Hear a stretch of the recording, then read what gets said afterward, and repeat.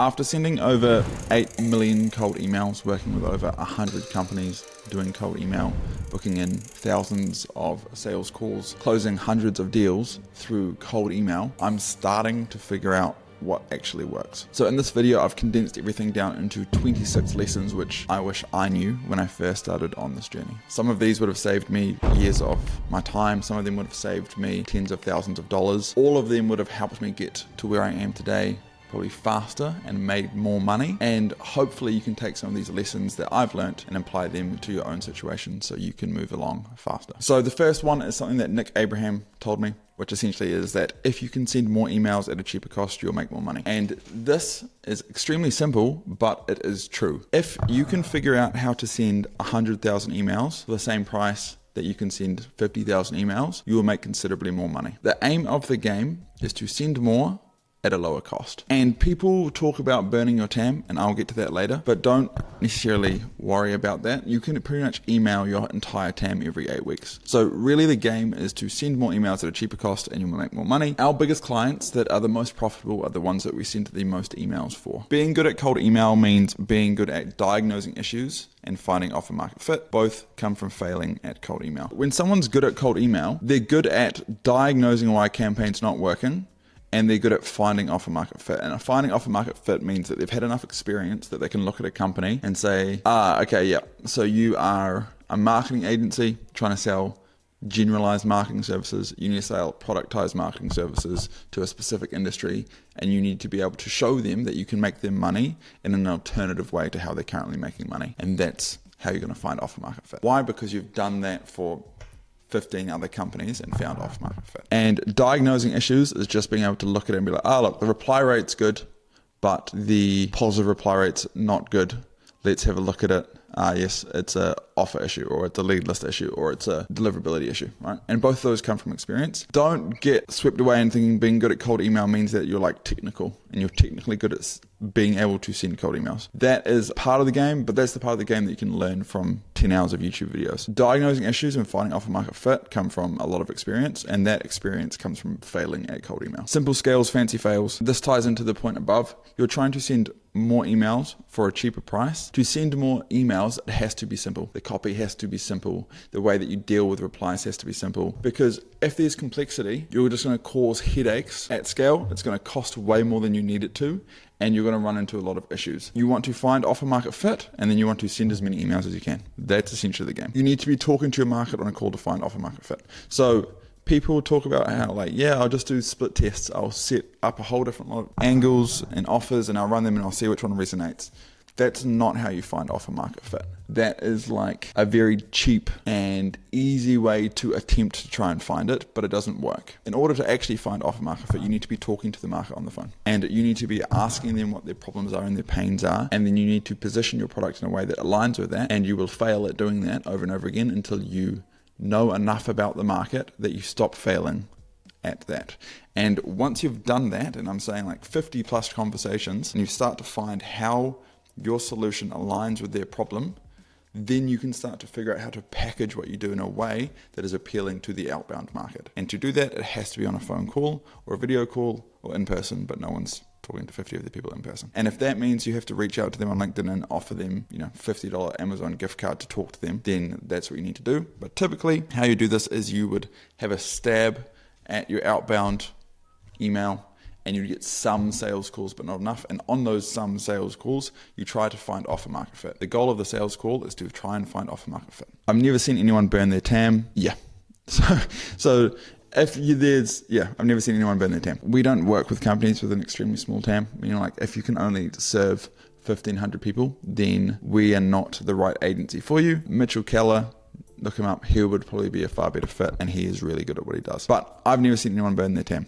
So don't be afraid of burning your TAM. You can get better at finding their emails, and maybe from the Apollo scrape that you did, you could only find 6,000 emails, and then you've emailed them all in 2 weeks. That doesn't mean you've burnt your TAM. That means that you need to get better at being able to find people's email addresses, or you can probably serve a way wider market than your system. So don't necessarily worry about this. Like I said, our best clients are the ones that we send upwards of 500,000 cold emails a month for. Don't worry about cold email warming pools, just use the warming pools other people are using. This kind of goes with all the technicalities. Don't worry about it. Just do what Smart Lead and Instantly recommend and forget about it and talk to your market and figure out how to find offer market fit. Sending a personalized video makes sense if you're good at making a video. Sending a personalized video does not make sense if you are not good at making a video. And when I say good at making a video, what that means is your video should convert the prospect into someone that has more trust, more rapport. You should be able to build trust and rapport in the video. If you send out videos and it doesn't do that,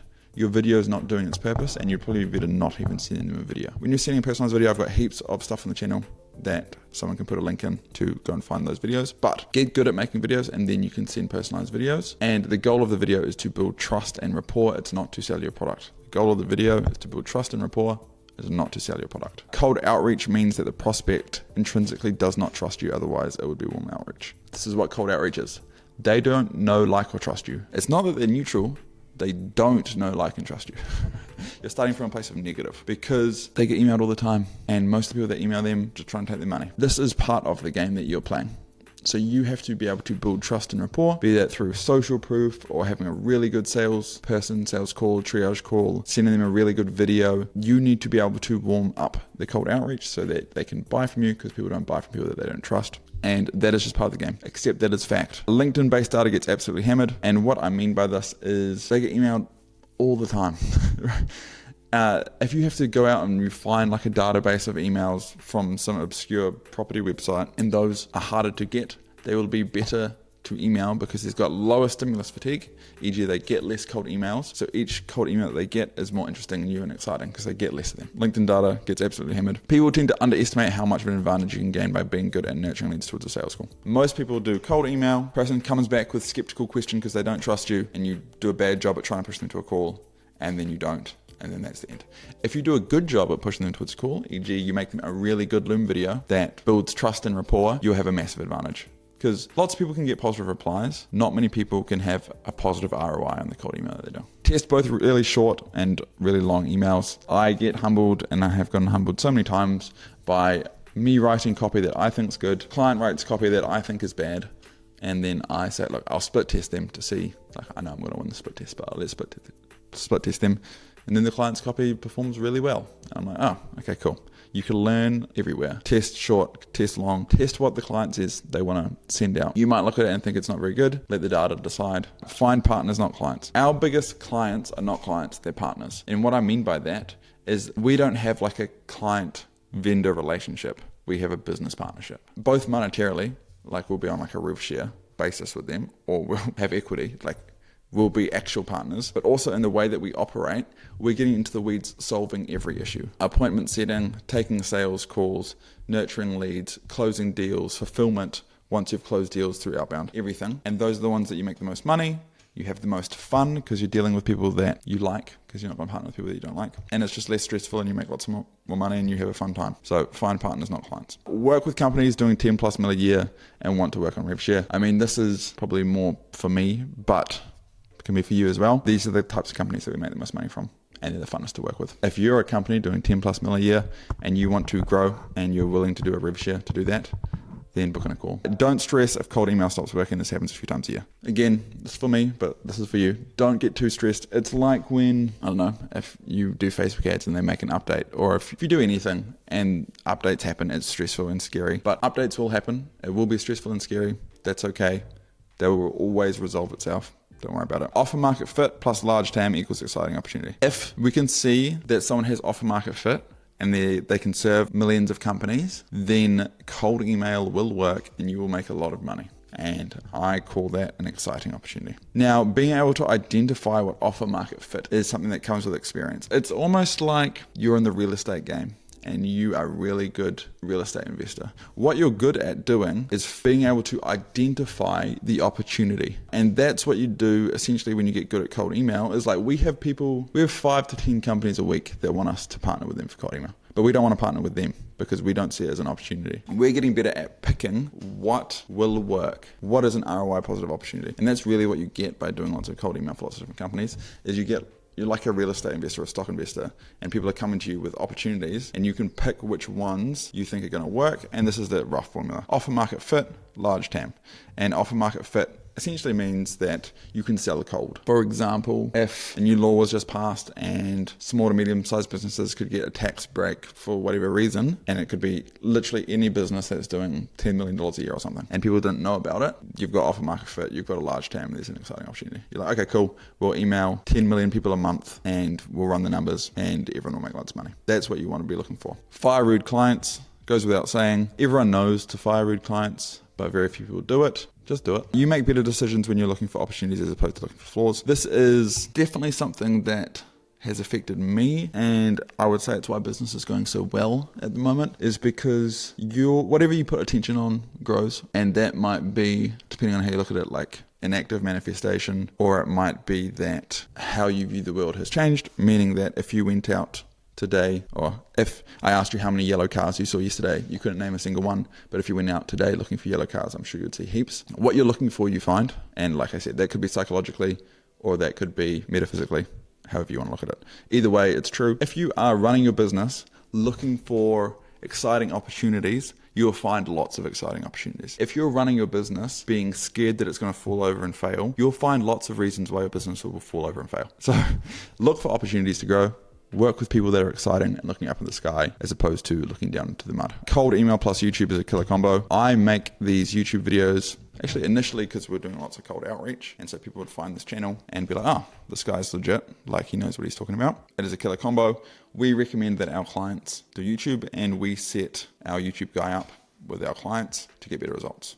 And so I recommend you do the same if you're doing cold email. Most salespeople have never talked to an outbound prospect in their life. So when you're onboarding a client and they say that, like, yeah, they close at like 60%, or they close at 80%, or they close everyone, what that means is they've never done this before. That's okay. It's not like their fault. Like, yeah, they're probably really good at building relationships and nurturing inbound prospects, etc. But it is a different skill, and it is a completely different game to be able to talk to outbound prospects and close them. Just know that when people say that they're amazing salespeople and they close at amazing rates, it's because they don't do this type of selling. It's a different sport, okay? Cold email is simpler than people make it out to be. For the most part, people in any industry like to use jargon and be complex because it's gatekeeping to a degree, and maybe it's subconscious and not conscious that everyone wants to feel and sound smart, so they use lots of industry jargon. Cold email is simple. It's really not complex. You can go on YouTube and learn how to do it. Like I said before, what takes experience or time is figuring out what offers work and having a campaign that's got like a 1.4% reply rate and no deals, and being able to look at it and be able to identify why that's the case. Those are the things that are hard. And also those are the things that you can't find YouTube videos on because it's too much of a soft skill, I'd say. Cold email is not appropriate for lots of businesses, like majority of businesses, actually. And that's because majority of businesses don't have offer market fit. And so majority of businesses, if you emailed their whole market, telling their market what they do, the market would say, no, I'm not interested. Right? It's just not appropriate. How would you do cold email for selling chairs? Like, maybe you could figure out some obscure way to do it, but most likely it's just not appropriate. People who want to buy chairs are going to go and search chairs shop, or they're going to get referred to a nice chair place or something. And if an office is doing a full office fit out, they're going to have their own vendors that they go through to do that. Maybe you could have a really nice collection of chairs and reach out to real estate agents, show home companies, right? You could find some obscure angle, but for lots of businesses, there is no obscure angle because it's the wrong way to grow your business. Maybe ads is a better way to grow your business, or maybe referral networks is a better way to grow your business, okay? So cold email is not appropriate for lots of businesses. It's appropriate for businesses who essentially have something that people want to buy, they just don't know about it. Companies that call every positive reply within 5 minutes typically win. Our best clients call all the leads. And no one in the space really knows what's going on, and everyone is learning. I don't know what's going on, right? I think I know what's going on, but I'm going to look back on this video in 2 years and be like, oh, well, out of the 26 points I had, like 16 of them were right and like 10 of them were wrong. This is true for me today. This is my truth today, but my truth changes all the time. No one really knows what's going on. Everyone's learning. We're also operating in the black box that Google and Microsoft are trying to stop people scamming, spamming, phishing, stealing bank details, and cold email gets pulled into that because cold email is legal, but then also if you do it badly, it can be illegal. So it's this nebulous gray area anyway. And so there's no hard and fast rules. Everyone is learning. There is definitely people in the space that know more than others, but like everyone's learning, and you can learn from anywhere and anyone, right? Like I had a call with someone who just had one client, and it was a cleaning company, and we've worked with a few cleaning companies, and they were paying me for a consulting call, but like they were getting better results than me. So I just learned from them.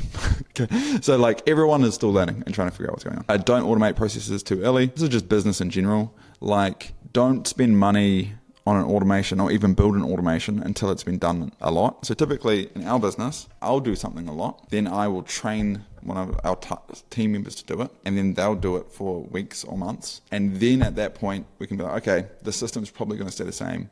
Let's automate it. But if you just automate it at the beginning, one, you're going to spend upfront money. You might change systems really quickly. Two, you don't know what you're automating yet because you haven't done enough reps. Don't automate processes too early. The goal is not to build something that gets leads today. The goal is to build something that gets you leads every day. This is something that like our clients struggle with, is they'll be like, hey, here, scrape this list from this LinkedIn post or something. And it's like got 200 comments on it. Even if that works, that's going to get you a lead today. It's not helpful. You want to be able to get a lead every hour of every day. That's what you're trying to build, a system to grow the business. The biggest revenue gains you're making cold emails come from changing your beliefs from fear-based to abundance. As I talked about above, and then again, this is talking to Hawani from a few years ago, the biggest revenue gains, looking at your Stripe account and it being double the month before, doesn't actually come from anything practical. It comes from looking for growth, expecting growth, and having an abundant state mindset, meaning that there is opportunities everywhere. You just have to be looking for opportunities. If you are a B2B business and you want to talk to somebody in our team